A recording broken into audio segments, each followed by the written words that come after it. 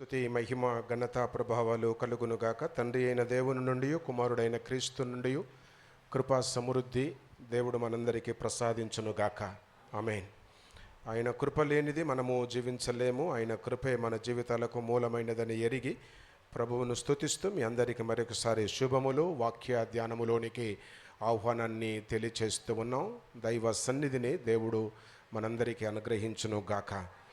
FSC పత్రిక భక్తుడైన అపోస్తుడైన పౌలు ఎఫ్ఎస్సీలకు రాసిన పత్రికలో నుండి ఈ ఉదయ ధ్యానము కొరకై మనము చదివాము. 2వ అధ్యాయము 12 నుండి అధ్యాయము చివరి వరకు చదవాలి. ఎఫ్ఎస్సి పత్రిక చాలా కీలకమైన పత్రిక. కాపరి పత్రికలు 13 ఉన్నవి. ఆ 13 పత్రికలలో ఎఫ్ఎస్సి పత్రిక, ఫిలిప్ పత్రిక, గలతీ పత్రిక, ఈ 3 చాలా కీలకమైనవి. విశ్వాస జీవితానికి చాలా దోహదపడే మాటలు దీంట్లో గ్రంథస్థం చేయబడి ఉన్నవి. ఈ పత్రికలు చదువుతూ ఉన్నప్పుడు విశ్వాసం చాలా బలము పొందుకున్నట్లు అనిపిస్తూ ఉంటుంది. బయటికి వెళ్ళి వచ్చేసాం, బయట నుంచి వచ్చేసాం, బాగా నడుచుకుంటూ వచ్చాం, చెమటలు పట్టినవి, ఇంట్లో కూర్చున్నాం, కాళ్ళు చేతులు కడుక్కున్న తర్వాత నీ చేతికి వాటర్ అందించబడి ఒక మంచి స్ట్రాంగ్ కాఫీ ఇస్తే తాగిన తర్వాత అమ్మా అంటావు. అబ్బా ఎంత బాగుంది, రిలీఫ్. ధ్యానముతో గనక ఈ పత్రికలు చదివితే విశ్వాసానికి అలాంటి తెప్పరిల్లు ఏమనాలో అలాంటి ఉపశమనము కలుగుతుంది, అలాంటి నెమ్మది కలుగుతుంది. కనుక ఈ పత్రికలు చాలా అవసరమైనవి. గడగడ మనము పోర్షన్ లాగా చదివేస్తున్నాము, చదవాలి కనుక చదివేస్తున్నాము. చదవండి, కానీ ధ్యానపూర్వకంగా చదివితే చాలా బాగా అర్థమవుతుంది, చాలా బాగా అర్థమవుతుంది. ఈ ఎఫ్ఎస్సి పత్రికలో క్రీస్తు క్రీస్తు క్రీస్తు అనే మాట చాలా పర్యాయాలు వ్రాయబడింది. ఇంటికి వెళ్ళిన తర్వాత మీరు పాయింట్అవుట్ చేయండి, నోట్ చేయండి. క్రీస్తు అనే మాట వినబడ్డప్పుడు కనబడ్డప్పుడల్లా నీ గమనములో, నీ కళ్ళ ముందు, నీ మనసులో ఒకటి మెదలాల. అదేదనగా సిలువ. సిలువ సిలువలు భూలోకములో చాలా ఉన్నవి. యేసుక్రీస్తు భూలోకానికి రాకముందే పార్షీయ దేశస్థులు సిలువ మీద కఠినమైన పనిష్మెంట్ ఇచ్చేవారు. అప్పుడుంది సిలువ. కానీ ఆ సిలువను చూడడానికి జనాలు భయపడేవారు, జంకేవారు. శాపగ్రస్తమైనది ఆ సిలువ. తప్పు చేసినవాడు, పాపము చేసినవాడు లేదా దోషి అయిన వానికి పనిష్మెంట్ ఇచ్చే ఉరికంబము లాంటిది ఆ సిలువ అని ఆ సిలువను చూచేవారు కాదు. పూర్వీకులు ఒకవేళ మన పూర్వీకుల వైపు వెళితే ఉదయం లేవగానే వితంతువు కనబడితే కళ్ళు మూసుకుంటారు, తిడతారు, చిన్న చూపు చూస్తారు. నిన్నటి వరకు నీ అమ్మే కదా, నిన్నటి వరకు నీ తల్లియే కదా, నిన్నటి వరకు నీతో కలిసి తిరిగిందే కదా. ఒకవేళ తన భర్త పోయాడు కానీ చనిపోతాడు, తప్పదు, మనం చనిపోతాం, తల్లి చనిపోతుంది. భర్త ఏదో చనిపోయినంత మాత్రాన ఆమెమో దరిద్రరాలు కాదు, అష్టజాతకపురాలు కాదు. ఆమె ముఖము చూడడానికి చాలామంది జంకుతారు. నేను సేవలోనికి వచ్చిన తర్వాత నలుగు వేసేటప్పుడు, శ్రీమంతం చేసేటప్పుడు, పిల్లలను సిద్ధం చేసేటప్పుడు తల్లి విధవరాలే అయితే ఆవిడను అంచుకు కూడా రానిచ్చేవారు కాదు. కానీ నేను నెమ్మదిగా చెప్పి చొరవ చేసుకొని వాళ్ళను ముందుకు తీసుకుని వచ్చి కూర్చుండబెడతాను. ఈరోజు విధవరాలు, నిన్నటి రోజు ఆవిడే కదా నిన్ను కన్నది. ఈరోజు విధవరాలు 20 ఏళ్ళ కింద ఆవిడే కదా నిన్ను కని పెంచి పెద్దగా చేసింది. నీ పెళ్ళికి దూరం ఉండడం ఏంటి, దగ్గరికి తీసుకొని వస్తా. ఒకవేళ నీకు అభ్యంతరం ఉంటే పసుపు 4 రుద్దకు, నో ప్రాబ్లం. కానీ బిడ్డలను అభినందించడానికి, ఆశీర్వదించడానికి, నోటికి స్వీట్ అందించడానికి ఆ బిడ్డ దగ్గరికి వచ్చి తల్లిగా, కుమారుని దగ్గరికి వచ్చి తల్లిగా తన సంతోషాన్ని, ఆప్యాయతను తెలియచేయడానికి నేను అవకాశం ఇచ్చాను. తొలి దినాల్లో నన్ను చాలామంది ఆపోజిట్ చేశారు, వ్యతిరేకించేశారు. నా వెనుక చాలా తిట్టుకున్నారంట. నా చెవున పడిన తర్వాత వాళ్ళందరికీ కౌన్సిలింగ్ ఇచ్చాను. తప్పు, అది చేయకూడదు, అట్లా చేయకూడదు. ఈరోజు నీవు అంటున్నావు పురుషుడా, రేపు చస్తే నీ భార్య పరిస్థితి ఏంటో ఆలోచన ఉందా నీకు? ఒకవేళ దేవుడు కూడా అట్లే అనుకుంటే మన పరిస్థితి ఏంటి? వాక్యం సెలవిస్తూ ఉంది, నిన్ను సృజించిన వాడు నీకు భర్త. భర్త లేనంత మాత్రాన స్త్రీని మనం బయట ఉంచకూడదు, బహిష్కరించకూడదు, ఆమెను మనం ఏదో చేయకూడదు. కనుక క్రీస్తు ఆ సిలువ క్రీస్తు సిలువను మోసేంత వరకు ఆ సిలువను చూడడానికి చాలామంది అయిష్టపడేవారు. అది కనబడితే కళ్ళు మూసుకునేవారు, దాని దిక్కు వెళ్ళేవారు కాదు. ఎప్పుడైతే యేసుక్రీస్తు భూలోకానికి దిగివచ్చి లోక కళ్యాణార్థమై పాపక్షమాపణ నిమిత్తమై కల్వరి సిలువలో ప్రాణాన్ని అర్పించాడో ఆ సిలువ యొక్క అర్థం టోటల్గా మారిపోయింది. ఇప్పుడు ఆ సిలువ కనబడ్డప్పుడల్లా కళ్ళకద్దుకుంటున్నారు. ఇట్లా అంటారు కదా చాలామంది, ఇట్లా అంటారు. మనం అనకూడదు. ఇక్కడ ఉన్నారు ఇంకా కొంతమంది ఇట్టి అనేటోళ్ళు, నీ చేయి లేకుండాను గాక. మరి అదే చెప్పి నాకు దమగ బాడైపోయింది.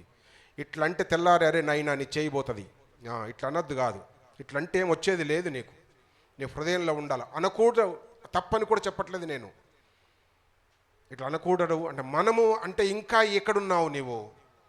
ఇట్లా అని వదిలేస్తున్నావా? ఇట్లా వదిలేసేస్తున్నావా? కాదే, సిలువ మన హృదయంలో ఉండాలా, సిలువను చూడాలా, సిలువను చూచినా, యేసును చూచినా, వాక్యాన్ని చూచినా, సిలువ కార్యాన్ని గమనములోనికి రావాలా. ఇట్లా అనడం లిటరల్గా తప్పు అని నా బోధన కాదు, కానీ ఇట్లా అని వదిలేస్తున్నావు నీవు, అది మంచిది కాదు. ఇట్లా అని వదిలేసేస్తున్నావు, అది మంచిది కాదు. అది మంచిది కాదన్న సంగతిని కాపరిగా నేను జ్ఞాపకము చేస్తూ ఉన్నాను. సిలువ చాలా అర్థవంతమైనది. ఆ సిలువయే మన జీవితానికి విలువ. ఆ సిలువయే దేవునితో, తండ్రి అయిన దేవునితో మనమందరము మమేకము కావడానికి అదే మార్గమైనది, అదే చనువు అయింది, అదే దారి అయ్యింది, అదే సంధి కుదిరించింది. ఇంకో మాట చెప్పవలసి వస్తే, భూలోకము నుండి సిలువ పరలోకపు గడప కానించబడింది. పరలోకానికి వెళ్ళాలంటే సిలువ తప్ప నీకు గమ్యము లేదు, గత్యంతరము లేదు, మార్గము లేదు, దిక్కు లేదు. అట్లని సిలువను మెడలో వేసుకుంటే ఏం లాభం లేదు. నా మెడలో కూడా చిన్న సిలువ ఉంది, అదేం పని చెయ్యది. ఇట్లా వేలాడే సిలువేం పని చెయ్యది. అది జస్ట్ ఇండికేషన్ మాత్రమే, గుర్తు మాత్రమే కదా. ఆ సిలువ ఏం పని చెయ్యదు. సిలువ కార్యము, సిలువ అర్థము, సిలువ త్యాగము, సిలువ సమర్పణ, సిలువ యొక్క ఉద్దేశం మన నిజ జీవితంలో ఉండాలా. ఆ సిలువలో చనిపోతానని యేసు తెలుసు, కానీ సిలువకు ఎదురెళ్ళాడు, మరణానికి ఎదురెళ్ళాడు, సిలువకు ఎదురు వెళ్ళాడు. మానవ విలువలను మార్చిన సిలువ. నేటి ధ్యానాంశం, మానవుని యొక్క విలువను మార్చిన సిలువ. మరి నీ జీవితంలో విలువ మారినదా, మారలేదా? ఈ ఉదయం మనం ఆలోచన చేయాలా. నిజానికి మానవ జీవితంలో ఉన్న దేవునికి విరుద్ధమైన వాటన్నిటినీ సిలువ కట్ చేసింది, ఖండించింది. సిలువ దాన్ని సద్ధమనిపింది, సిలువ దాన్ని బ్లాక్ చేసింది. దేవునికి మనకు మధ్యన ఉన్న విధిరూపకమైన ఆ చిట్టీని చింపేసింది సిలువ. అందుకే సిలువకు మేకులతో బిగించి అనే మాటలు కూడా ఎఫెసీ పత్రికలలో మనం చూస్తాం. 2వ అధ్యాయము 12వ వచనం. ఆ కాలమందు ఇశ్రాయేలీలతో సహపౌరులు కాక. చూసారా, అంటే దేవుని ప్రజలతో సమానమైన పౌరసత్వం లేదు. ఇప్పుడు అదే జరుగుతుంది లోకములో, పౌరసత్వము లేదు. ఒకవేళ కాన్స్టిట్యూషన్ మారితే ఓటక్కు పోతే ఈ దేశంలో నివసించడానికి నీకు హక్కుండదు. ఇక్కడ అంటాడు, అదే మాట వ్రాస్తూ ఉన్నాడు, క్లియర్గా వ్రాస్తాడు. ఆ కాలమందు ఇశ్రాయేలీలతో సహపౌరులు కాక పరదేశులను, వాగ్దాన నిబంధన లేని పరజనులు, నిరీక్షణ లేని వారు. ఇలాంటి స్థితిలో ఉన్న మనకు ఏం చేసింది సిలువ అంటే, వీటన్నిటిని కొట్టివేసింది, పౌరులు అయ్యే హక్కునిచ్చింది. అందుకే ఫిలిప్పు పత్రికలో రాస్తాడు, మన పౌరస్థితి పరలోకమందున్నది, భూమి మీదను పరలోకములోను నాకు సర్వాధికారం ఉంది అని దేవుడు ప్రకటించాడు. భూలోకంలో నివసిస్తున్నాము కానీ మనకు పౌరస్థితి ఉంది. మన ఇండియన్స్, ఇతర దేశస్తులు చాలామంది యుఎస్ఏలో నివసిస్తున్నారు, అమెరికాలో. ట్రంప్ ఒక కొత్త నిర్ణయం తీసుకొని రాబోతూ ఉన్నాడు. నిన్న అనుకుంటా 47 కోట్లు కట్టాలంటే ఒక గోల్డ్ కార్డు కొరకు. దాని వివరణ నాకు తెలియదు, మీరు అక్కడనే వెళ్ళి తెలుసుకోండి. 47 కోట్లు కడితే ఆ గోల్డ్ కార్డు ఇస్తాడంటే ఇక నువ్వు అయిపోయాయి. నువ్వు కడతావో పోతావో నాకు తెలియదు, నీ ఇష్టం. ఇక్కడ మాత్రం గుర్తు చేస్తూ ఉన్నాను, నువ్వు ఏ పైసా చెల్లించక సిలువను అర్థం చేసుకొని సిలువ ప్రకారము నీవు నేను బ్రతికితే, సిలువ కార్యము నీ జీవితంలో జరిగితే నీకు పరలోకములో పౌరసత్వం వస్తుంది. గ్రీన్ కార్డ్ హోల్డర్ అయిపోతావు. హెవెన్లీ గ్రీన్ కార్డ్ హోల్డర్ అయిపోతావు. ఏంటి మరి నీ పరిస్థితి? పెట్టి తీసుకుని వెళ్ళండి చిన్న పాపను. ఏంటి మీ పరిస్థితి? ఏంటి మీ పరిస్థితి? అది ఇక్కడ వాక్యము సెలవిస్తూ ఉంది. మన పౌరస్థితి పరలోకమందుంది. మన పౌరస్థితి పరలోకమందుంది. అందుకే క్లియర్గా వ్రాస్తూ ఉన్నాడు. చూద్దాం, చూడండి. పరదేశులను గాక వాగ్దాన నిబంధన లేని పరజనులను నిరీక్షణ లేని వారును లోకమందు దేవుడు లేని వారయ్యుండి క్రీస్తుకు మనమందరం, మన బ్యాక్గ్రౌండ్ అదే, మన పుట్టుపూర్వోత్తరాలు అవే, మన చరిత్ర ఇదే, మన చరిత్ర ఇదే. చాలామంది పేరు అడుగుతారు. పేరు అడిగిన వెంటనే కొంతమంది అయితే డైరెక్ట్ క్లియర్గా ఇంటి పేరు పూర్తి చెప్పేస్తారు. కొందరు చెప్పకుండా జి సుదర్శన్ అన్నాను అనుకో, జి అంటే ఏంటి సార్ అని అడుగుతారు. పెద్ద యాంగ్జైటీ ఉంటుంది వాళ్ళకు. అంటే ఇంటి ఇనిషియల్ చెప్పేస్తే వీడి ప్రాంతం మీద అర్థమవుతుంది. కొన్నిసార్లు అర్థమైపోతుంది. తప్పిపోయే ఆ ఇనిషియల్ వాళ్ళ ప్రాంతానికి సంబంధించిందే అయితే ఇంక కొంచెం డీటెయిల్గా అడుగుతారు. కొందరు మాత్రం కంప్లీట్గా ఇనిషియల్తో సహా రాస్తారనుకోండి, పేచే లేదు, కంప్లీట్గా రాసేస్తారు ఫుల్ సర్నేమ్. ఇక్కడ రాస్తూ ఉన్నాడు. నిజానికి మనకు పరలోకం వెళ్ళే హక్కు లేదు. మనం పరదేశులం, పరజనులం, దేవునికి దూరస్తులం అయినప్పటికీ క్రీస్తుకు దూరస్తులమై ఉంటిమి అని మీరు జ్ఞాపకము చేసుకోవాలా అంటూ రాస్తూ ఉన్నాడు. 13వ వచనం. అయినను మునుపు దూరస్తులైన మీరు ఇప్పుడు చూసారా, మీరు దూరస్తులు ఒకప్పుడు. మీకు దేవునికి మధ్యన ఒక పెద్ద అగాధం ఉంది, లాంగ్ డిస్టెన్స్. అది చేర్చలేనిది, చేరలేనంత డిస్టెన్స్. అంత దూరస్థులమైన మనలను క్రీస్తు యేసు రక్తము వలన, సిలువ వలన మనల్నందరినీ సమీపస్తులుగా చేశాడు. We are one family, one body, one soul, one will. అన్నీ ఒకటైపోవాలా. నీ గోత్రం వేరు, నీ లింగ భేదము వేరు, నీ ఆచారాలు వేరు, నీ ఉద్యోగాలు వేరు, నీ అభిరుచులు వేరు, నీ టేస్టీ వేరు. బట్ దేవుడు అంటే వీఆర్ వన్. అది మర్చిపోకూడదు. ఇక ఇంత చెప్పిన తర్వాత కూడా నువ్వు డిస్టెన్స్ మెయింటైన్ చేయకూడదు. ఇంత చెప్పిన తర్వాత కూడా మేవారు, మావారు, అది ఆ కులం, ఈ కులం, ఆ ఊరు, ఆ ప్రాంతం, ఈ ప్రాంతం వద్దు. ఒకప్పుడు నిజానికి పెద్ద అగాధం ఉంది మీకు మాకు మన మధ్యన, దేవునికి మనకు మధ్య. ఆ అగాధమును సిలువ వంతెనలాగా మారింది. ఇప్పుడు వరకు అనౌన్స్మెంట్స్లో విన్నాము కదా, ధనవంతుడు ఏడుస్తున్నాడు, వానికి ఆకలేసింది, వానికి గొంతెండుకొని పోతుంది, వాడికి కళ్ళున్నవి, వానికి కడుపుంది, వానికి ఆకలేస్తుంది. ఆకలేసే స్థలానికి వెళ్ళాడు. ఆయనతో పాటు జీవించిన వాడు ఆకలేయని స్థలానికి వెళ్ళాడు. ఆయనకు కూడా కళ్ళున్నాయి, ఆయనకు ఆకారం ఉంది, ఆయన చూస్తే గుర్తుపడుతున్నాం. ఆయనను చూసి ఆయనకు కూడా సేమ్ స్ట్రక్చర్, బట్ ఆయనకు ఆకలి లేదు, ఈయనకు ఆకలి ఉంది. నీకేది కావాలి? అవి చాలయ్యా, ఇక్కడ బతికిన బతుకు, ఆకలి లేని స్థలానికి వెళ్ళాలి అంటే లాజరు అనుసరించిన సిలువను నీవు అనుసరించాలా?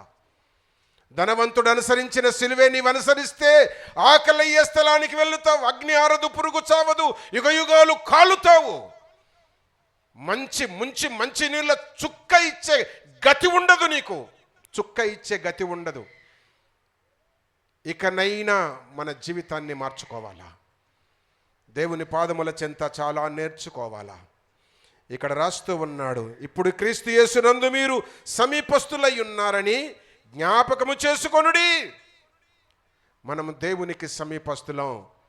దేవుడిని పక్కన ఉన్నాడు అంటే ఎట్లా జీవించాలో? భర్త పక్కనే నిలబడ్డాడు, అక్కడి నుంచి ఒక ఫోన్ వచ్చింది, ఎట్లా ఒళ్ళు దగ్గర పెట్టుకొని మాట్లాడతాం? బ్రతకంతా దేవునికి ఎట్లా బ్రతకాలా? భార్య పక్కనే ఉంది, భర్త పక్కనే ఉన్నాడు అన్నప్పుడు ఎట్లా జాగ్రత్తగా ఉంటాం? అడిగేవారు, క్వశ్చన్ చేసేవారు, ప్రశ్నించేవారు, కరెక్షన్ చేసేవారు పక్కనే ఉన్నప్పుడు ఎట్లా జీవిస్తామో జీవితకాలం అంతా దేవుడు నా ప్రక్కన ఉన్నాడు అనుకొనగలిగితే, సిలువ నా ప్రక్కన ఉంది, నాలో ఉంది అనుకొనగలిగితే నీ జీవితానికి డోకా లేదు. అది మనకు ఆ కాన్సన్ట్రేషన్ రావట్లే, ఆ పరిజ్ఞానం రావట్లే, ఆలోచన రావట్లే. మర్చిపోయాం. ఎవరు చూస్తారు, ఎవరు అడుగుతారు, ఏముంది నాకేం, నన్ను ఎవరు క్వశ్చన్ చేస్తారు, నా ఇష్టం మంచిది కాదన్న సంగతి సిలువ ఈ ఉదయం బోధిస్తూ ఉంది. అందుకే ఇక్కడ అంటాడు, క్రీస్తు రక్తము వలన మీరందరూ సమీపస్తులై ఉన్నారు. ఎక్కడ చిందించింది క్రీస్తు రక్తం? సిలువలో. మానవ విలువలను మార్చిన సిలువ. Cross that changed human values. మానవుని యొక్క విలువలు టోటల్గా మారిపోయినవి. నీ వాల్యూస్ మారాలా. ఎలిప్యంట్ బ్రతికినా ఒకే రేట్ అంట, చచ్చినా ఒకే రేటు. మిగతా ప్రాణులు అట్లా కాదు. బ్రతికితే ఒక రేటు, సస్తే ఒక రేటు. బ్రతికితే ఒకటి, ప్రాణం ఉంటే ఒక రేటు, చనిపోతే ఒక రేటు. ఇక్కడ వాక్యం సెలవిస్తూ ఉంది. మన జీవితంలోనికి యేసు రక్తం వచ్చిన తర్వాత మన వాల్యూస్, మన విలువలు పెరిగినవి. నైతిక విలువలు, భౌగోళిక విలువలు, ఆధ్యాత్మిక విలువలు, మానవ జీవిత విలువలు, ఆత్మ విలువలు పెరిగినవి. విశ్వాసపు విలువలు పెరిగినవి. మన విలువలను దేవుడు పెంచుట కొరకే సిలువను భరించాడు. మన దిశ మార్చడానికి, గమ్యం మార్చడానికి, దారి మార్చడానికి, బ్రతుకు మార్చడానికి, భవిష్యత్తును మార్చుట కొరకై ఆయన సిలువ భరించాడు. ఆయన మన కొరకై శ్రమనొందాడు. పాటలు పాడుతున్నాం, మనకై యేసు మరణించే దాంట్లో ఎంత పాడతామో, పాడేస్తున్నాం, వదిలేస్తున్నాం, ఆ పాటతో ముగించేస్తున్నాం.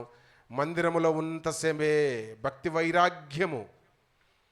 మందిర గడప దాటిందో మళ్ళీ చలోక్తులు, మళ్ళీ జోకులు, మళ్ళీ ఇంకవే సేమ్. వాక్యము సెలవిస్తూ ఉంది ప్రియులారా, అలాంటివి ఉండకూడదని. నీ వాల్యూస్ అన్నిటినీ దేవుని సిలువ మార్చేసింది. నీకు మంచి వాల్యూస్ ఇవ్వడానికి ఏకము అయింది. యేసు సిలువ మానవ జీవితంలో నుండి ఏదేది తీసి వాల్యూస్ మనకిచ్చింది. 3 మాటలు మీ గమనములోనికి తీసుకొని వస్తాను, దయచేసి జాగ్రత్తగా విందాం. నెంబర్ 1, మన జీవితంలో ఉన్న చెడు గుణం దేవుని సిలువ తొలగించింది. ఏదది అనగా, ఫస్ట్ యోహాను పత్రిక, మొదటి యోహాను పత్రిక 5వ అధ్యాయము.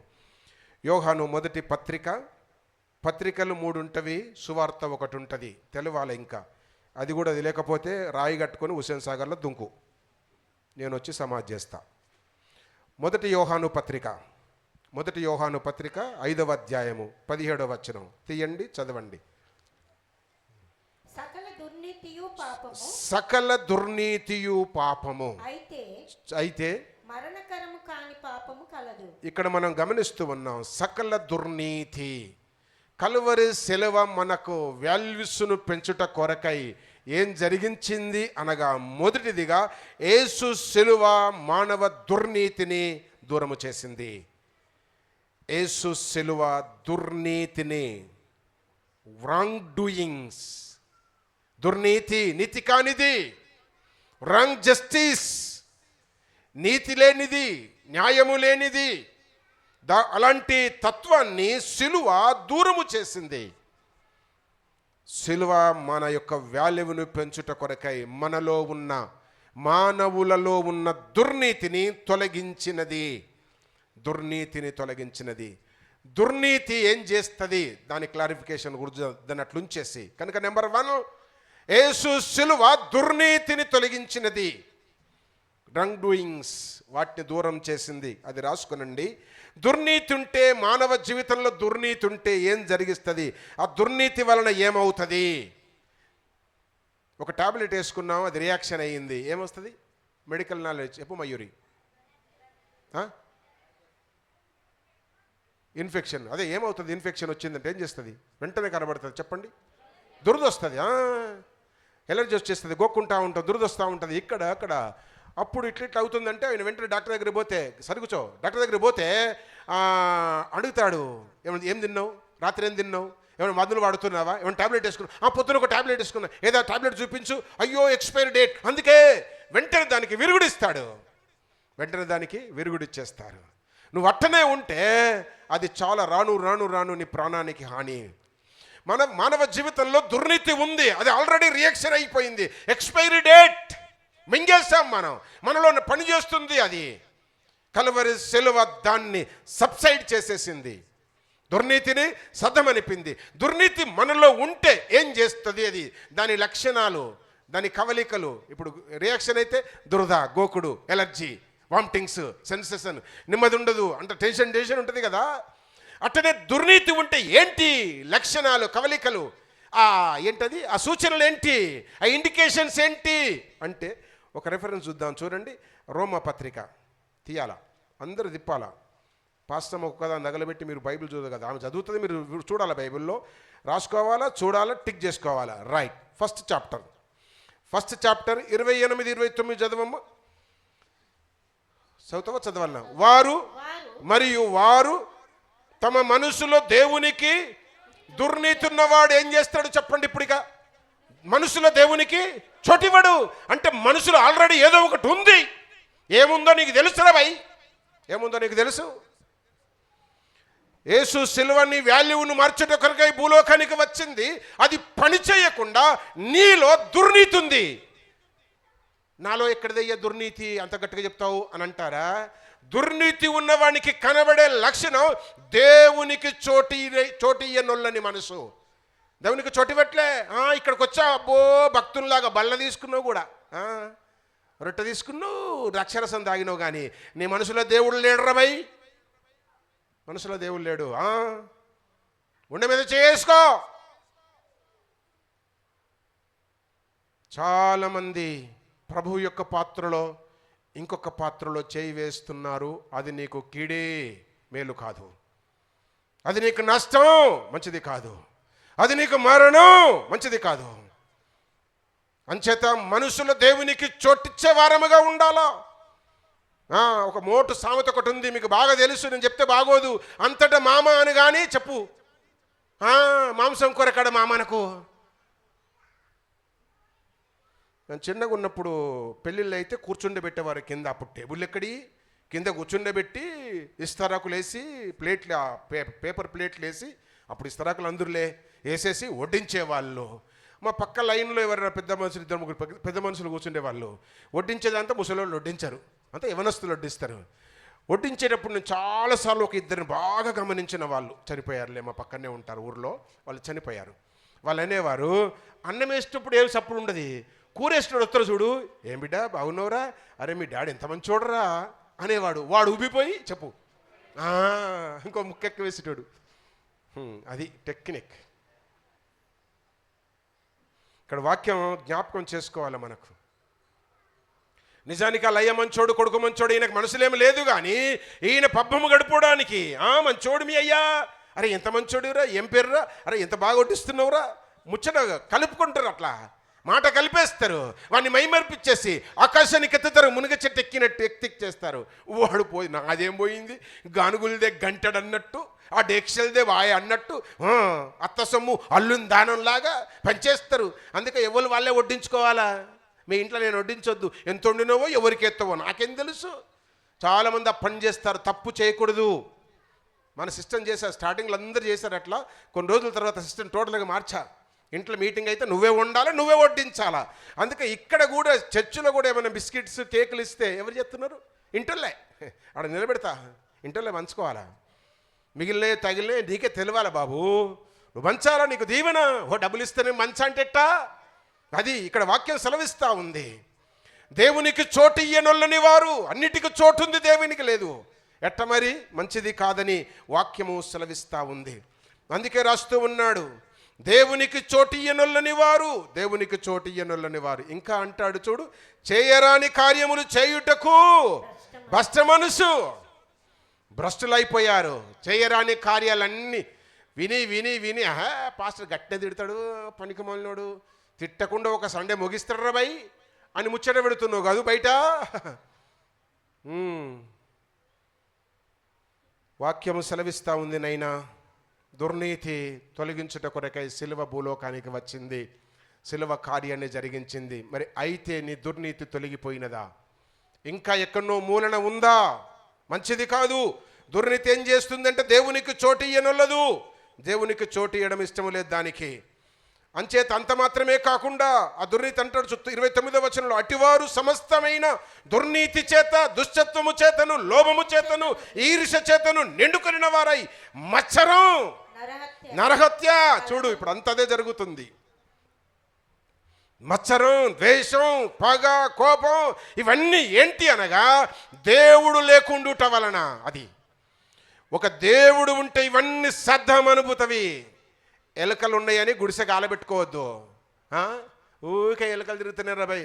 గుడిసె అంటే హడ్ ఇల్లు, పూరిల్లు, తాటికమ్మలతో వేసుకున్న ఇల్లు. ఇంటి నిండా గుడిసెలు ఉన్నాయి, ఎలుకలు ఉన్నాయని గుడిసె కాలేసుకున్నాడట ఒకడు.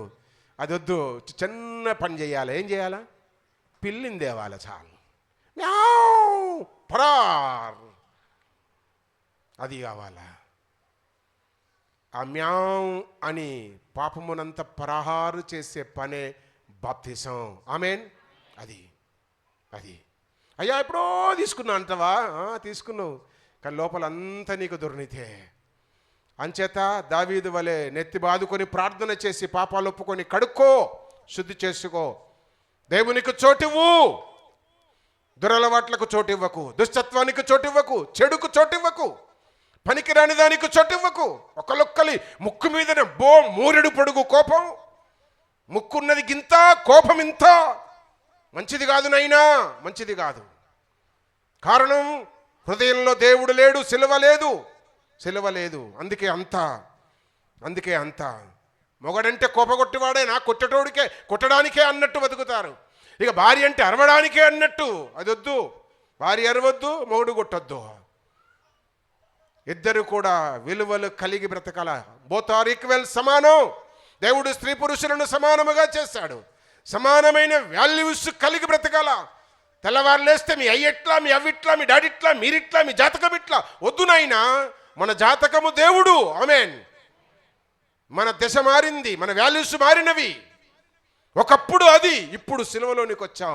అంత ఎంటైర్ లైఫ్ మారిపోయింది. అంచేత ఎంత సంతోషం. దుర్నీతి దూరము చేసుకోవాలి. అందుకే రోమా పత్రికలో క్లియర్గా రాస్తాడు. ఇంకా కొంత క్లారిఫికేషన్ ఇస్తాడు చూడు. దుర్నీతి ఉన్న వాళ్లకు ఈ 29, 28, 29, 30 వచనాలు రోమా పత్రిక 1వ అధ్యాయం, ఈ 3 verses అండర్లైన్ చేసుకొని చదవాలా. అండర్లైన్ చేసుకొని చదవాలి. కంటద రావాలా. నీ భర్త అరస్తాడు చూడు, అప్పుడు నువ్వేం చేయాలి తెలుసా? ఇవి బైహాడ్ చేసి చెప్పాలా. మా చెల్లి, మా బావమరిది మంచోడు, రాజరత్నం, రితికలు. మా బావమరిది ఏమన్నా నడిస్తే, రితిక నువ్వు కంటద చేయి 3 వచనాలు. అరవడాయన నాకు తెలుసులే కానీ చెప్తున్నా, ఇంకోళ్ళ పేరు చెప్తే బాగోదు మరి. అందుకే మీకు ఇద్దరికి బాప్తిజం ఇచ్చా, మీ ఇద్దరు పెళ్లి చేసా, అందుకే ధైర్యంగా చెప్తున్నా. ఇట్లా అరుస్తున్నప్పుడు ఇంటి ఆవిడ ఈ 3 రెఫరెన్సులు, ఈ 3 వచనాలు కంటద చేసి పాటలాగా పాడుతుండాలి. అప్పుడు అయిపోయి పాస్టంకులు గుర్తొస్తాడు, సద్దమనుతో దెబ్బకే ఏమనద్దు. అమ్మ చాయ్యే అంటాడు, చాయ్ దాగి వెళ్ళిపోతాడు. అయిపోయి ఇది చేస్తలేం మనం. అందుకే వాక్యం సెలవిస్తూ ఉంది, సిలువ నీ విలువను మార్చింది, నీ వాల్యూస్ను మార్చింది, నీ దిశ మార్చింది. పెళ్లి కళ అంటారు చూడు. కళ వచ్చింది. కళ రావాలా. ముఖానికి కళ రావడానికి వేలు ఖర్చు పెడుతున్నారు. గుళ్ళో 100 రూపాయలు వేయడానికి శాతం అవుతలేదు. ఆ బతుకులో ఉద్యోగాలు చేస్తాం, వేలు సంపాదిస్తాం, రూపాయి వెయ్యం. అమ్మ బ్యూటీ పార్లర్ మాత్రం వేలు తగలబెడుతున్నాం. కలర్. అందం మోసకరం, సౌందర్యం వ్యర్థం. పోయిన వారమే చెప్పిన కదా, గోళ్ళు కట్ చేసుకోవాలని. గోళ్ళు ఉన్న వాళ్ళు నేను మొన్న ఆదివారం నాడు షేకండి చేయకునే పోయిరు. నాకు మంచోండి కాదు నేను. కొంతమంది ధైర్యంగా చూడంకుల్ అని చూపించిపోయారు. లేవు కనుక బిడ్డ మంచిదే. కనీసం గోళ్ళకిచ్చే విలువ దేవునికి ఇవ్వట్లేదా? దేవునికి ఇష్టం లేదు బిడ్డ. గోళ్ళు రోగం వస్తుంది నీకు. గోళ్ళల్లో మురికి చేరి ఇప్పుడు కనబడ్డాయో రేపు గుడికి రాని. ఇక ఇప్పుడు చూస్తే కదా మళ్ళీ నెక్స్ట్ సండే లోపు నీ చేతికి గోళ్ళు ఉంటే పేరు చెప్పేసి బయటికి పంపించేస్తా. అదే మరి నువ్వు గోళ్ళు పెంచుకుంటే వాడు ఎంటికలు పెంచుకుంటాడు. కొడుకు వాడు ఎంటికలు పెంచుకుంటే ఇంకోటి చేస్తారు. ఒక సిస్టంలోనికి రావాలే బిడ్డ, దైవ భయంలోనికి. అట్లా తప్పనొద్దు. మన మ్యూజిషియన్స్కి ఎవరికి తోకలు లేవు. కొంచెం కీప్యాడ్ వస్తే వాడు ఇంత ఎంటికలు పెంచి రబ్బర్ బ్యాండ్ వేస్తాడు. ఇట్ట ఈ గుండు లేనోడు వెంటకలు లేనోడు ఉన్నాడు కదా, మన కీబోర్డ్ కొట్టాడు, కీబోర్డ్ వస్తే చాలు ఒరే వాడి పరిచయనే ఉంటుంది. వాని షర్ట్ ఓ తీరుగా, వాని ఎంటకలో తీరుగా, వాని రూపం ఓ తీరుగా, రకరకాలుగా ఉంటాయి. అబ్బా ఏమన్నా ఉండని ఇతరులకు అభ్యంతరకరంగా ఉండొద్దు. అది ఇక నీకు ఇష్టమైతే, నీ భర్తకి ఇష్టమైతే గోల్లేం కర్మ ఏమన్నా పెంచుకో, నాకు అభ్యంతరం లేదు. చెప్పే పద్ధతి మాత్రం నాది, బాధ్యత నాది. వాక్యం సెలవిస్తూ ఉంది. ఇక 30వ వచనం కూడా చదవండి. దుర్నీతి పరులలో ఉండే లక్షణాలు: కొండెగాండ్లును, అపవాదులు, దేవద్వేషులు, దేవుని ద్వేషించేవారు, హింసకులు, అహంకారులు, బింకములాడువారు, చెడ్డవాటిని కల్పించువారు. చూసారా, వీడు తల్లిదండ్రులకు అవిధేయుడు. ఇవాళ రేపు బిడ్డ పుట్టగానే ఓ యమ ముద్ద ఆడుతూ ఉన్నారబ్బా అని మూతి ముద్ద ఆడుతున్నారు, ముడ్డి ఆడుతున్నారు. మీరే నవ్విన వాళ్ళందరూ. కొడుకు పుడితే వాని మూతి ముద్దాడుతున్నారు, వాని ముడ్డి ముద్దాడుతున్నారు. మీ అయ్య ముసలోడైతే కనీసం డాడీ తిన్నవా అడగతలేడీడు. ఎవడీడు చెప్పు, నీలమ్మ మాట్లాడు. ఎవడు? నీ కొడుకు మంచోడులే, ఏమైనా తోకాడిసే చెప్పు, చీల్చి పెడతా. వాక్యం సెలవిస్తూ ఉంది ఇక్కడ. తల్లిదండ్రులకు అవిధేయులు. మనము మన డాడీలకు చేయడం మన పిల్లలు గమనించాలా. చాలాసార్లు కథలు చాలామంది చెప్పారు కదా, ఓ ప్లేటు, ఓ చిప్ప, ఓ ప్లేటు, అరే దాన్ని దాచిపెట్టరా అంటున్నాడంట తండ్రి. అరే ఏమనకరంటే ఎందుకురా తాతకు అన్నం పెట్టాలి. అవునా, ఆ తాతకు అన్నం పెట్టినాక తీసి కడిగి వాడు ఇంకా లోపల దాచిపెట్టాడంట. లోపల ఏం దాచిపెడుతున్నావు? అరే తాతది రాది బయట పెట్టరా అని అయ్యంటే వాడు అన్నాడంట, కొడుకు బయట పెడితే యాడ పగిలిపోతుందో అది రేపు నీకు కావాలే అన్నాడంట వాడు. అప్పుడు తలకాయ తీసి గెటేర్లో పెట్టుకున్నట్టు అయ్యింది, మోరీలో పెట్టుకున్నట్టు అయ్యింది. అది వెస్టర్న్ సింకులో పెట్టుకున్నట్టు అయింది అయ్యే ముఖం. మనం ఏం చేస్తామో మన పిల్లలు అదే చేస్తారు. అవసాన స్థితిలో తల్లిదండ్రులు చాలామంది నిర్లక్ష్యం చేస్తున్నారు. పుట్టగతులు ఉండవు నీకు, వాక్యంలో ఉన్నవి. తండ్రిని సన్మానించిన వాడు దీర్ఘాయుష్యమంతుడు అవుతాడని ఎడబెట్టావు. అది తెలిస్తే కదా నీకు, గుర్తుంటే కదా నీకు. నిన్నటి రోజు ఒక్కడే కొడుకు, నేను వెళ్ళేవాడి పెళ్ళికి, నేను వెళ్ళేవాడిని డిన్నర్కు. వాడు దూర బంధువు, ఒక్కడే కొడుకు. బోడుప్పల్లో దాదాపు 70 లక్షల వాల్యూ, ప్రజెంట్ అమ్మితే 70-80 లక్షల ఇల్లు కట్టింది ఆవిడ. చిన్న ఉద్యోగం చేస్తూ భర్త చనిపోయాడు. విధవరాలు, ఉద్యోగం చేసింది. నిన్నేమని ఫోన్ చేసిందో తెలుసా? వాని పెళ్ళి ఏమంట చేసినామో నైనా, వాడు అది ఇద్దరు కలిసి నన్ను ఆడుక తింటున్నారు, లెక్క చేయట్లేదు. నా పింఛను కూడా తీసుకుంటున్నారు, ఇండ్ల కిరాయి అన్నీ తీసుకుంటున్నారు. నాకు రూపాయి నా దగ్గర పెట్టట్లేదు. రూపాయి లేకుంటే లేకపోయి ఫీడింగ్ సరిగా లేదు. నాయనో నీ కాళ్ళు మొక్కుతా, అవసరమైతే నెంబర్ చెప్తా, మీరు ఫోన్ చేయండి ఆవిడకు. నాయనో నీ కాళ్ళు మొక్కుతా, నాకు ఒక మంచి హాస్టల్ చూడు, ఈ ఇల్లు అమ్మేస్తా, చర్చిలకు ఇచ్చేస్తా, ఇల్లు అమ్మేస్తా, నేను పోయి హాస్టల్లో ఉంటా. వానికి తీట తిరగాల. ఒక్కడే కొడుకు, కళ్ళల్లో పెట్టుకొని పెంచింది వాణ్ణి. వాడు అంటాడంట, భార్య వచ్చేసింది వానికి, కొవ్వు పెరిగింది, భార్య 3 months అంట. వాడు అంటాడంట, అమ్మా నిన్ను అమ్మనొద్దే, అసలు నువ్వు నన్ను కన్నావే, నన్ను నీవు కన్నట్టు రుజువేముందే అన్నాడంటాడు.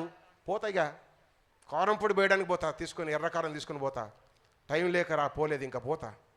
నేను ఇంకో 4 పోతాం వానికి, ఎర్రకారం కింద మీద పెట్టేసి వస్తాం. లేదంటే మొత్తం ఇల్లంతా అమ్మేసేస్తాం, అయిపోయా, తీసుకొచ్చావిడ ఇక్కడ పెట్టేస్తా. అర్థమవుతుంది కదా. ఆవిడ ఏడుచుకుంటూ చెప్పింది ఏంటో తెలుసా? ఎల్కే హాస్పిటల్లో మల్కాజిగిరిలో కన్నదంట ఆవిడ వాణ్ణి. వాళ్ళు చాలా కాలం ఇక్కడ లాలగూడలో ఉండరు ఆ తల్లి. ఎల్కే హాస్పిటల్లో కన్నదంట. అప్పుడు చిన్న హాస్పిటల్ అయినా వాడిని అక్కడ కన్నా, నేను కన్నప్పుడు ఫలానా వచ్చింది, ఇప్పుడు ఒక 2 బ్రతికున్నారు నైనా, వాళ్ళకి ఫోన్ చెయ్యు. ఎందుకు తల్లి నీకు అంతా అంటే, అగో వీడు ఇట్లా అంటుంటాడు నైనా, నేనేం చెయ్యాలా? నువ్వు నన్ను కనలేదే, అన్నో తీసుకొచ్చి పెంచుకున్నవే అన్నాడంట. ఎట్టుంటుంది తల్లికి, కన్న తల్లికి? ఏంటి కారణం అంటే వాని లోపల దుర్నీతి. ఇట్లా చెప్తే చాలా చెప్పొచ్చు, ఇక మనకు టైం చాలదు, స్పీడ్గా వెళ్దాం. కనుక దుర్నీతి వలన కలిగే కార్యాలు రోమపత్రికలో ఉన్నారు కదా, ఒక్క 2 పేపర్ తిప్పండి ఇట్లా. 6వ అధ్యాయము 13వ వచనం, నైనా 6:13.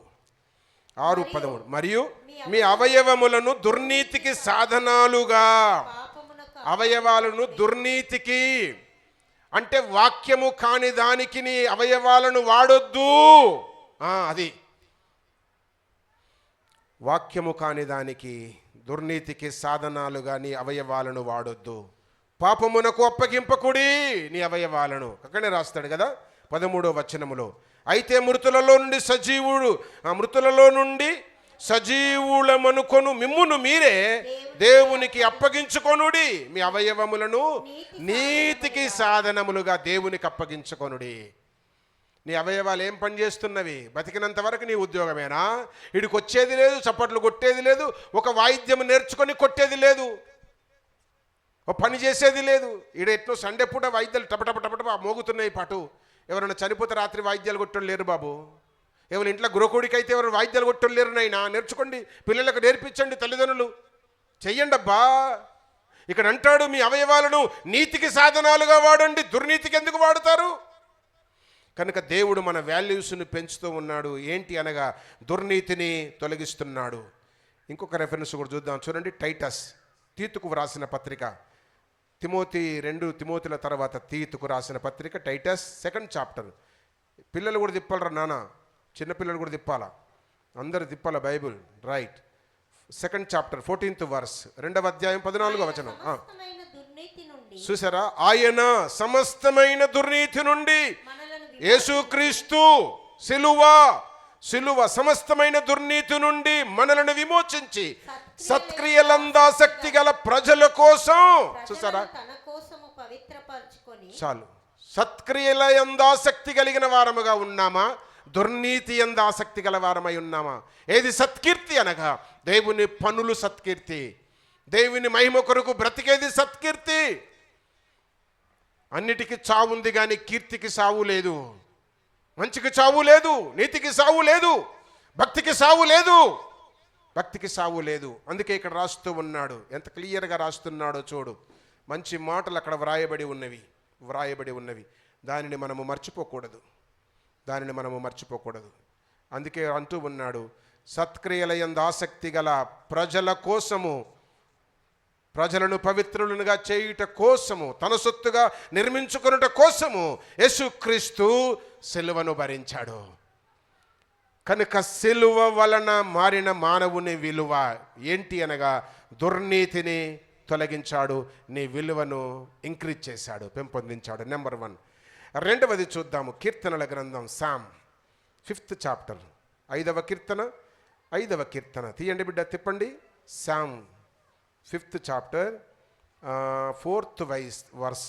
నీవు దుష్టత్వమును చూచి ఆనందించు దేవుడవు కావు. చూసారా? 1 దుర్నీతి, 2వది దుష్టత్వం, రాంగ్ డూయింగ్స్. రైట్ డూయింగ్ వేరు, రాంగ్ డూయింగ్ వేరు. కరెక్ట్ చేయడం వేరు, తప్పు చేయడం వేరు. తప్పు చేస్తున్నప్పుడు నీ మనస్సాక్షి నీకు బోధిస్తుంటుంది. మనస్సాక్షిని మించిన బోధకుడు లేడు, మనస్సాక్షిని మించిన కాపలాదారుడు లేడు.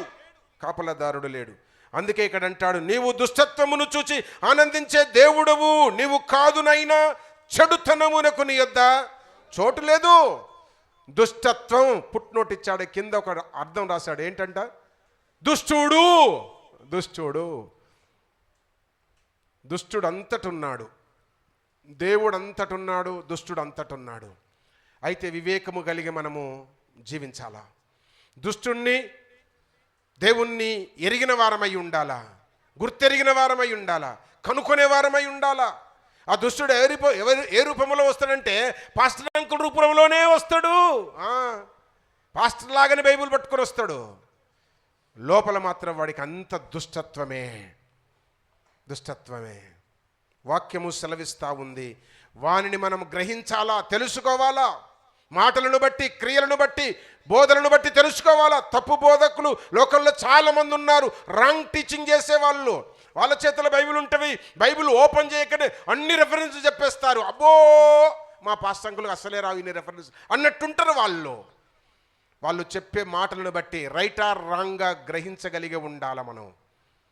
ఇక్కడ వాక్యం అదే సెలవిస్తూ ఉంది. దుష్టత్వమును, దేవుని సిలువ, యేసుక్రీస్తు సిలువ. రెండవది ఏంటి అనగా దుష్టత్వమును దూరం చేసేది. 1 కొరింథీయులకు రాసిన పత్రిక, కొరింథీయులకు రాసిన మొదటి పత్రిక తీయండి.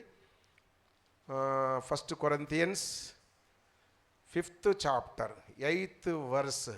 8th వర్స్, రైట్, చదవండి. గనుక గనుక పాతదైన పులిపిండితోనైనను దుర్మార్గతయు, దుర్మార్గతయు దుష్టత్వమును అను అను పిండితోనైనను దుష్టత్వమునను పులిపిండి. దుష్టత్వం ఎలాంటిదో తెలుసా? పులిపిండి లాంటిది.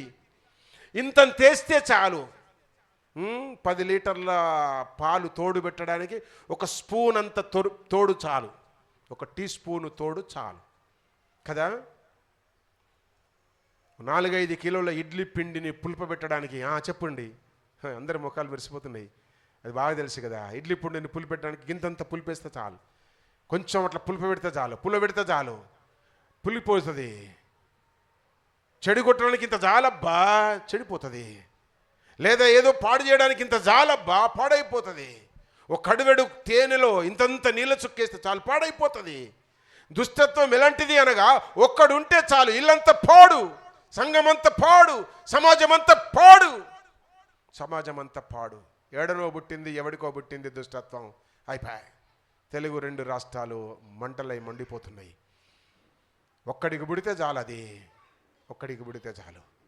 వాక్యం అంటూ ఉంది ఇక్కడ, అది దుష్టత్వము. దుష్టుని అంటువాడు పులిపిండితో సమానం, అంత పులవ చేస్తుంది. అంచేత దాన్ని మనము దూరము పెట్టాలా. దుష్టత్వం. ఒక 2 రెఫరెన్స్ ఇస్తాను చూడండి దుష్టత్వానికి. 2 తెస్సలోనికలకు రాసిన పత్రిక, 2వ తెస్సలోనికలకు రాసిన పత్రిక తీయండి. తెస్సలోనికలకు రాసిన 2వ పత్రిక, 2వ పత్రిక తీసిన వారు 3:3 చదవండి. 3:3. అయితే ప్రభువు నమ్మదగిన వాడు, ఆయన మిమ్మును స్థిరపరిచి దుష్టత్వము నుండి, మళ్ళీ ఇక్కడ దుష్టుని నుండి అంటాడు. ప్రభువు నేర్పిన ప్రార్థన లేదా పరలోక ప్రార్థన అంటాం మనము, కానీ ప్రభువు నేర్పిన ప్రార్థన అనాల దాన్ని. ఆ ప్రార్థనలో ఒక మాట మనం వాడుతున్నాం, ఏమని? దుష్టుని నుండి మమ్ము తప్పించుము అంటున్నాము. కానీ తెల్లవారు లేస్తే ఇండైరెక్ట్ వాణితోనే దోస్తాం మనం. అది ఈడనేమో పొరా అంటున్నాం, బయటికి రరా అనేస్తున్నాం. అది పాస్టర్ అంకుల్ ప్రసంగం వినగానే తలపా పరాపా, రేపు నా దగ్గర కూర్చోకరా నువ్వు అన్నట్టు చేస్తున్నాం. బయటకు పోయి కప్పు ఛాయ్ తాగానే రారా, అయిపోయాయి. ఎట్లనైనా సిలువ లేదు, నీకు విలువ లేదు, నీ జీవితం వాల్యూ లేవు, నీకు జీవితంలో వాల్యూ లేదు. అందుకే కీర్తనకాడు రాస్తాడు 116వ కీర్తన, యెహోవా భక్తుల మరణం చెప్పండి విలువైనది. మన మరణము కూడా విలువైనదై ఉండాలా. నిజానికి ప్రవీణ్ గారు లేరు, కుటుంబానికి చాలా లోటు, మనం ఎవరము తీర్చలేము. కానీ చాలా వాల్యూ డెత్ ఆయనకు లభించబడింది. ప్రపంచమంతా కదిలినది, ప్రపంచమంతా కదిలినది. వాక్యము సెలవిస్తూ ఉంది ఇక్కడ, వాక్యము సెలవిస్తూ ఉంది. దుష్టత్వము నుండి తప్పించబడాలా, దూరపరచబడాలా, కాపాడబడాలా. దుష్టుణ్ణి తరమడానికి ఏకైక మార్గం సిలువే, యేసే. యేసు తప్ప దేది ఆ దుష్టుణ్ణి మార్చలేదు. దుష్టుణ్ణి దౌడ విలుగగొట్టేది దేవుడే, వాక్యమే, ఇంకొకటి కాదు. నేను చిన్నగా ఉన్నప్పుడు, చిన్నగంటే యేసుని నమ్ముకున్న తొలి దినాల్లో దయ్యం బట్టినోన్ని బైబిల్ బట్టబెట్టి కొడితే బైబిల్ బైండింగ్ అని తుడిపోయేదబ్బా. దయ్యం బట్టిన వాళ్ళు వస్తారు కదా, ఇట్ట బట్టి కొట్టి కొట్టి కొట్టి బైబిల్తో కొడితే పోతా, అది దానికి జోకొట్టినట్టే ఉంటుంది. బైబిల్తో కొడితే బైబిల్ బైండింగ్ ఊడిపోయేది, కానీ అది పోయినట్టే పోయేది, మళ్ళీ వచ్చేది. ఎప్పుడు పోతుందో తెలుసా? నీలో సిలువ ఉంటే, యేసు ఉంటే, వాక్యం ఉంటే నిన్ను చూస్తేనే పోతుంది, అది చూస్తేనే పోతుంది. వాక్యము సెలవిస్తూ ఉంది ప్రియులారా. కనుక దుష్టుడు దుష్టత్వము నుండి 1 పేతురు పత్రిక, 1 పీటర్ తీయండి. 1 పేతురు పత్రిక, 1 పేతురు పత్రిక తీసారా బిడ్డ? 2nd చాప్టర్ 14th వర్స్ బాగంటాడు చూడు. రాజు అందరికీ అధిపతి అనియు. తప్పు చదువుతున్నా, అది కాదు, ఇక్కడ second verse, 2nd chapter 14th వర్సేనా? చదువు. రాజు అందరికీ అధిపతి అనియు, నాయకులు దుర్మార్గులకు ప్రతిదండన చేయుటకును. కాదు 16 చూడండి. స్వతంత్రులై ఉండియు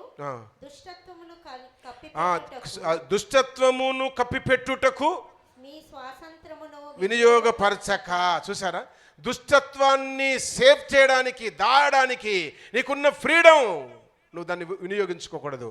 నీకున్న ఎలిజిబిలిటీస్, కేపబిలిటీస్, నీకున్న ఆధిక్యతలు దుష్టత్వాన్ని కవర్ చేసుకోవడానికి ఉండకూడదు.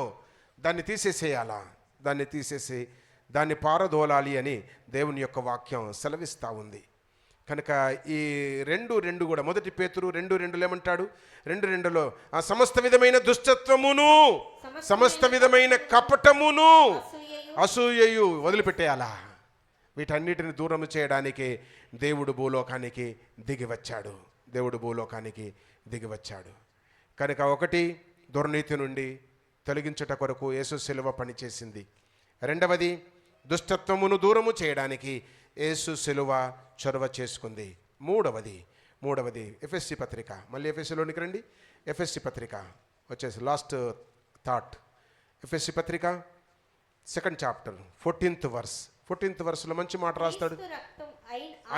ఆయన మన సమాధానమయ్యుండి మీకును మాకును ఉండిన ద్వేషము. 1 దుర్నీతి, 2వది దుష్టత్వం, 3వది ద్వేషం. ఎంత ద్వేషం పెంచుకుంటున్నామో, ఎంత ద్వేషం. తెలుసు మీకు ద్వేషం అంటే అర్థం. ఇక దాన్ని నేను పెద్ద ఎక్స్ప్లెయిన్ చేయని అవసరం లే. పగ, కోపము, అసూయ, ఈర్ష్య పెంచుకుంటాం. మంచిది కాదు బిడ్డ. అది లోపల ఉంటే నీకు బీపీ పెరుగుతుంది. బీపీ ఎక్కువైతే నరాలు పేలవుతాయి, పారాలిస్టిక్ స్ట్రోక్ వస్తుంది, హాస్పిటలైజ్ అవుతావు, కూడబెట్టిన డబ్బులన్నీ పోతాయి. ఎందుకు నువ్వు కూడబెట్టి? ఒకరికొకరు ధనం సంపాదిస్తారు, ఎందుకు అర్థం ఉండదు. ఆరోగ్యం పాడు చేసుకుంటాడు. కూడబెట్టిన ధనంతో పాటు ఇంకా ఉన్నది కూడా పోతుంది. అయిపోయి ఇక నువ్వు సంపాదించేవాడికి పెట్టింది ఎవరిని ఉద్ధరించడానికి సంపాదించావు? అట్లుంటుంది కొంతమందిది. ఇక్కడ మనం చూస్తూ ఉన్నాం, అదే జరుగుతూ ఉంది. అంచేత ఈ దుష్టత్వం, ద్వేషం, దుర్నీతి మనలో ఉండకూడదు. సిలువ వాటిని ధ్వంసం చేసింది, చీల్చేసింది, చెల్లకుండా చేసేసింది, ఆ మధ్యకు చించేసింది. దేవుణ్ణి, జనమును, సంఘమును ఏకము చేసింది దైవ సిలువ. మనం ఏకమయ్యాం, ఉభయులం ఏకం. ఏకత్వం అనేది చాలా ఉంటుంది. ఏకాత్మ, ఏక అనేది ఉంటుంది. క్రీస్తు సిలువ అనేది చూడండి. ఏకత్వం, ఒకటి అనేది కూడా చూడండి. ఫైండ్ అవుట్ చేయండి. ఎఫెస్సి పత్రికలో చాలా ఉంటవి. ఇక్కడనే మనము చదివిన ఈ 5-6 రెఫరెన్సుల్లోనే 4-5 సార్లు రాస్తాడు. చూడండి. 15వ వచనములు అంటాడు మన ఉభయులను ఏకము అంటాడు.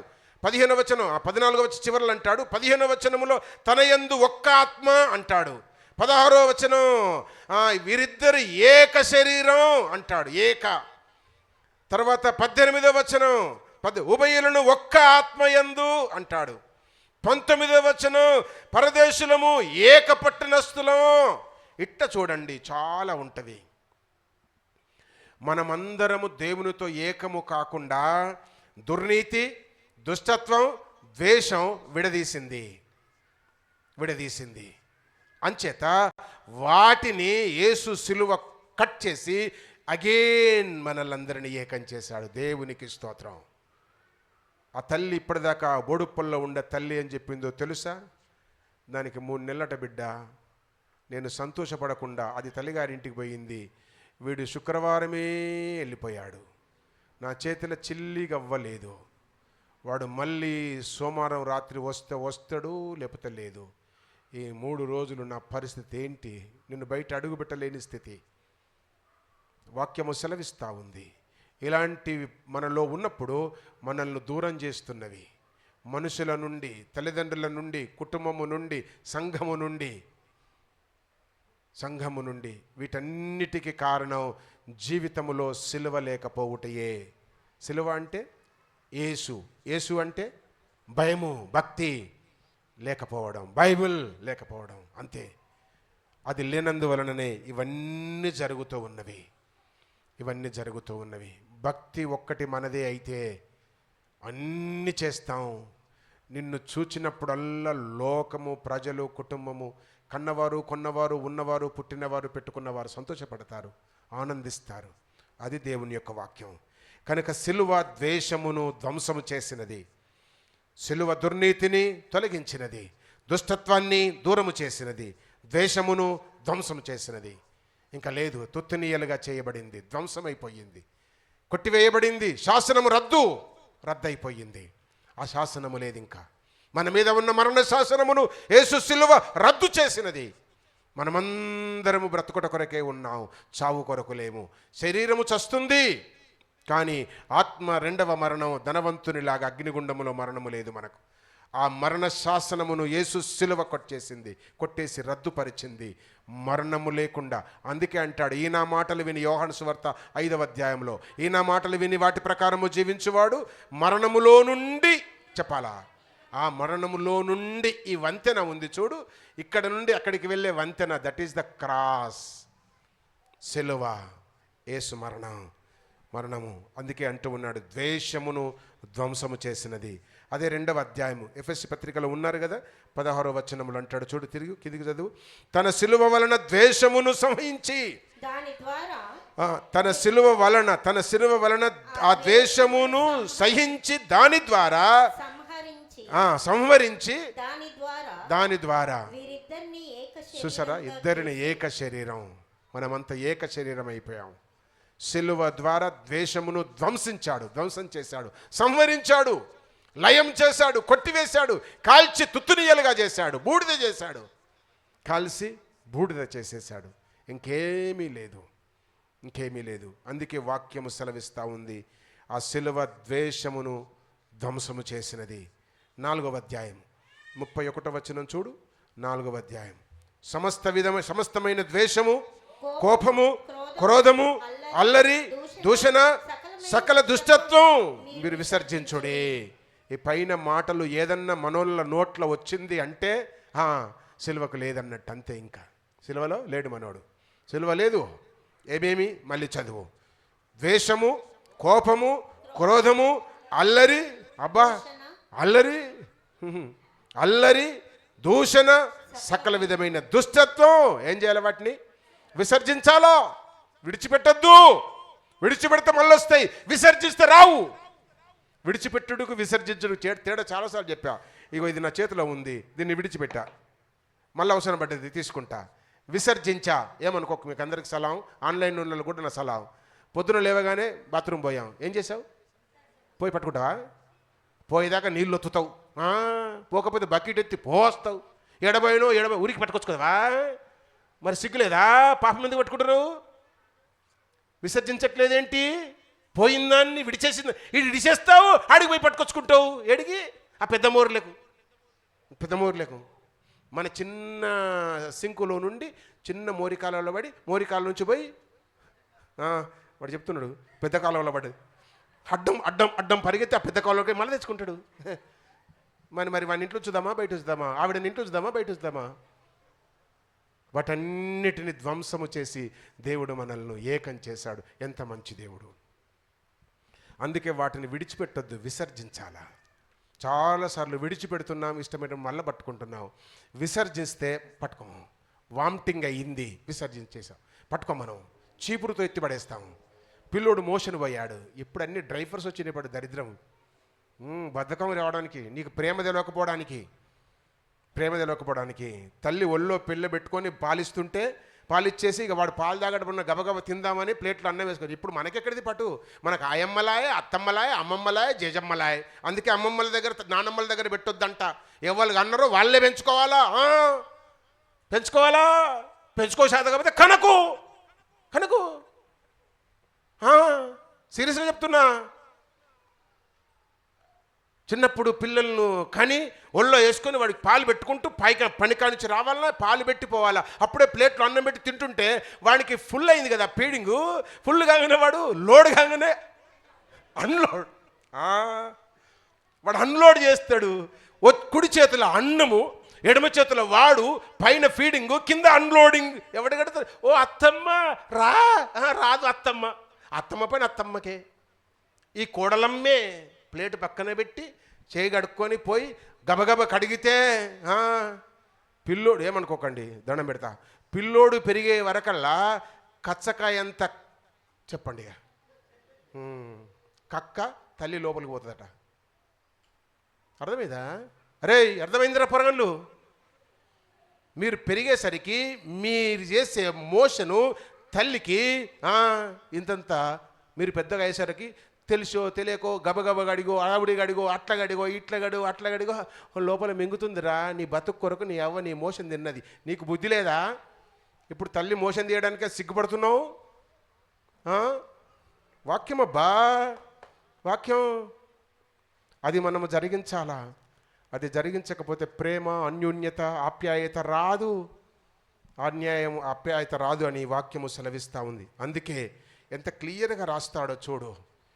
ఇవన్నీ మానేసేయాలి, వీటన్నిటిని దూరం చేసి మనల్ని ఎంత అబ్బో. పెళ్ళి కాగానే బెల్లమంట, అమ్మ అల్లమంట. అరే అల్లాన్ని బెల్లం చేస్తారా దేవుడు? దేవుని దగ్గరకు రా. అల్లాన్ని బెల్లం వేసి దాన్ని ఏమంటే అల్లం రబ్బా చేస్తాడు దేవుడు. రా, ఆరోగ్యానికి మంచిది, తీయగా ఘాటు. ఇక ఇది ప్రసంగం అంతా ఘాటు, బతుకది ఎంతో తీయదనము. నీ జీవితానికి మంచి ఆరోగ్యం. అదే వాక్యం. అది చేయడానికే యేసు భూలోకానికి వచ్చాడు. యేసు సిలువ కొందరికి అల్లం చెప్పాలి, ఇప్పుడు కొందరికి బెల్లం. నీకు బెల్లమైందా, అల్లమైందా? యేసు సిలువ అల్లమే, అది బెల్లమైతే నువ్వు ధన్యుడవు. ఇంకా నా మాటలు నీకు అల్లములాగానే ఉంటే ఓయ్ నువ్వు భక్తునివి కాదు, అంతే. ఇక నువ్వు సంఘస్థుడివే కానీ దేవుని పట్టణ వారసత్వుడివి కాదు. దేవుని సిలువ అది అల్లం కానీ నీకు బెల్లంలాగా ఉండాలా. అప్పుడే అది మనకు మేలు, మనం ఒకటైనట్టు అర్థం. అట్టి కృప, అట్టి భాగ్యం దేవుడు మనందరికీ ప్రసాదించును గాక. తలలు వంచుదాము, ప్రార్థన చేద్దాం. సిలువ, సిలువ, సిలువ. మానవ విలువలను మార్చిన సిలువ, మానవ విలువలను మార్చిన సిలువ. మానవునిలో ఉన్న దుర్నీతిని తొలగించి విలువను మార్చింది. రెండవది, మానవునిలో ఉన్న దుష్టత్వను దూరము చేసి విలువను మార్చింది. మూడవది, మానవుల్లో ఉన్న ద్వేషత్వమును ధ్వంసము చేసి విలువను మార్చింది. యేసు సిలువ మోయవలసిన సమయంలో ఎంతమంది ద్వేషముతో పళ్ళు కొరికారు, ఎంతమంది దుర్నీతితో ఈయనను కూడా దోషి అని దుర్నీతితో న్యాయము చేశారు. దుష్టత్వముతో ఎంతమంది కొరడాలు చించుకొని కొట్టారు ఆయనను. ఎవరు వీళ్ళందరూ అనగా దుర్నీతి పరులు, దుష్టత్వములో ఉన్నవారు, ద్వేషముతో ఉన్నవారు.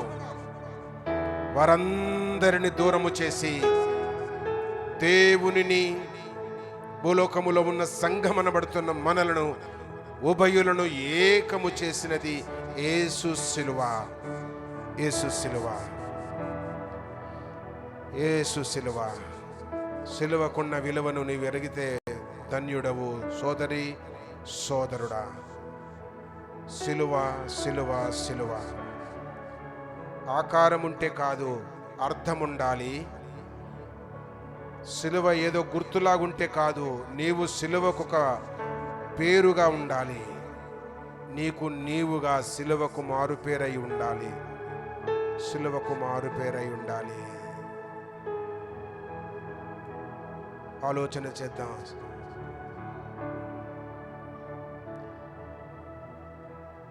ఆలోచన చేద్దాం. ఎన్నోసార్లు పాటలు పాడుతున్నాం. సిలువలో నాకై కార్చెను, సిలువలో బలి అయిన, ఆ సిలువలో, ఆ సిలువలో సిలువను మోసి, సిలువలో సాగింది యాత్ర. ఇట్లా ఎన్నోసార్లు సిలువ, సిలువ, సిలువ అంటున్నాము. కానీ అసలైన సిలువ అర్థము మన జీవితాల్లో లేదేమో. అసలైన సిలువ అర్థం మన జీవితాల్లో లేదేమో. సిలువ నీ జీవితాల్లో ఉంటే నీ విలువ మారిపోవాలా. నీకు చెడలవాట్లు ఉండొద్దు, దురలవాట్లు ఉండొద్దు. దేవునికి అవమానముకరంగా నీవు బ్రతకొద్దు. నీ ఆచారం, నీ లైఫ్ స్టైల్, నీ పద్ధతులు, నీ అలవాట్లు మారాలా. సిలువ నీకు విలువనిస్తుంది. సిలువ వలన నీవు దీవించబడతావు.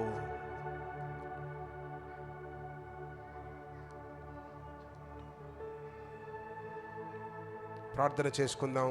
దేవుని సహాయాన్ని అడుగుదాము. దేవుని సహాయాన్ని కోరండి. సిలువ, సిలువ, సిలువ. ఎంత మంచి అర్థమున్నవి. దాంట్లో ఎన్నోసార్లు నెగ్లెక్ట్ చేస్తున్నాము, అశ్రద్ధ చేస్తున్నాము, దాన్ని లెక్క చేయట్లే.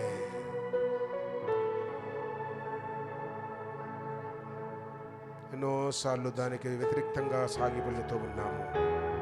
దూరస్తులమై బ్రతుకుతున్నాము.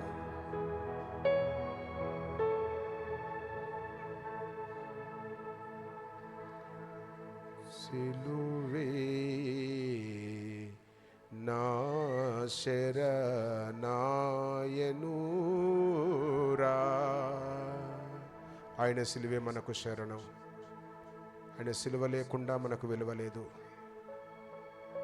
ఆయన సిలువలో వ్రేలాడి వ్రాలి మన మీదున్న సిలువను తొలగించాడు.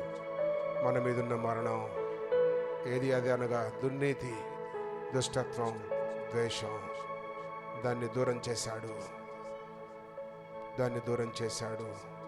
ఆ సిలువలో నీవు నేను మనము సాగితే, ఆ సిలువను అర్థం చేసుకొని సిలువకు నిదర్శనంగా మారు పేరుగా మనము బ్రతికితే ఎంత మంచిది.